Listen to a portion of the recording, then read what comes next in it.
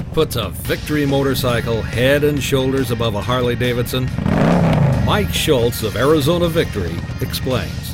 Hey Roger, just to show you a few differences on the Victory versus the Harley that you've been looking at. All right. I'll just start with some of the basics. If you look here, you'll see the chain drive system between the motor and the transmission of a Harley-Davidson motorcycle. What you're seeing here is a gear drive system on the Victory. And just so you know that most of your motorcycles, even our competition, Honda, Kawasaki, etc., run a gear drive system. Okay. Harley is one of the few, except for the customs, that actually run a chain drive system. And just for your knowledge, the 1939 Nash, yes, 39 Nash, is the last car to come off an assembly line with a chain drive system. Wow. It's the last car made with a chain drive system.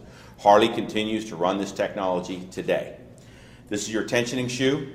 They've actually gone to a hydraulically tensioned shoe, but it's still a plastic shoe that creates all the tension on these Harleys. Got it. So you were mentioning to me the other day, you felt, you know, what's that clunk I hear when my buddy's Harley when he shifts into gear? What you're actually hearing, it's not in the transmission that you're probably hearing the clunk. It could well be, but I doubt it. What it is this chain slack is now becoming tight. So it snaps together, that's the clunk you hear. That's what continually wears out the cogs on these sprockets, etc., is that slack in the chain. If they're not properly tensioned, that's when you create other issues in the motor. Another thing I'd like to point out for you, you see this wire right here? Yes, sir. This is your stator wire. This is the heart of the charging system connection for this motorcycle.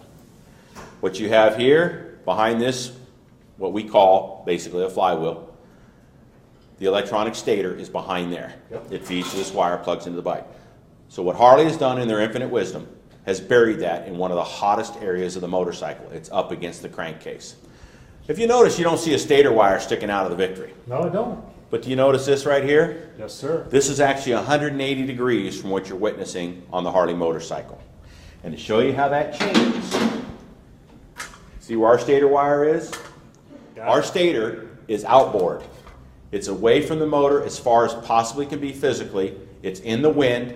It stays nice and cool. Hence, guess who doesn't have stator failures? I'm going to go with Victory. Okay. Now I know that you run computers. Are you familiar with keeping all your electronic stuff in a cool area? I am. Think about this, buried in the heat. Think about this being out in the coolest part of the motorcycle, and you wonder why our technology lasts. Very simple. This is something, if Harley didn't want to keep milking their customers out of service money, this is something they could do relatively easy and relatively inexpensively engineering-wise. They have yet to do it 109 years later. Another point here, you see the shaft right here. This is coming off a jack shaft. Yep. This is the starter motor on a Harley. You have the starter solenoid, you have the starter motor feeding into a jack shaft. When you hit the starter button on the Harley you were looking at, this slides out, engages, and starts over. Now I'm sure you've had it happen before on a car or anything like that. Hit the starter button, car starts, you accidentally hit it again, what do you hear? A massive grinding. Yep. That's this jack shaft re-engaging with the gear set here on the clutch. What happens? It grinds like crazy.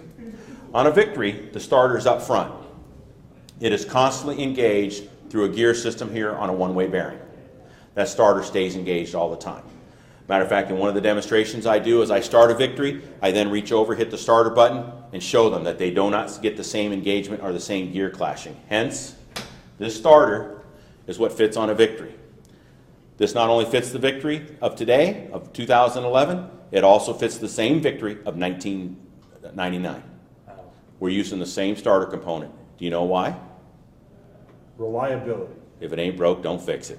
Another area, as they were mentioning, you brought up the cam chain issue, and your response was, I'm thinking about if I go with a Harley, I need to go to gear drive. Well, the reason they look at the gear drive is very simple. You have a cam door in your twin cam Harley. The cam chain is tensioned by these little tensioners, okay? These little tensioners here, which these are spring-loaded, but today's Harley has gone to a hydraulic tensioner. But here's the difference. This little device is what's keeping that motor from imploding. So what you hear everybody saying is, yes, the reason they want to go to gear drives is they want to eliminate these little tiny shoes, because when they wear out, it's kaboom, the motor launches.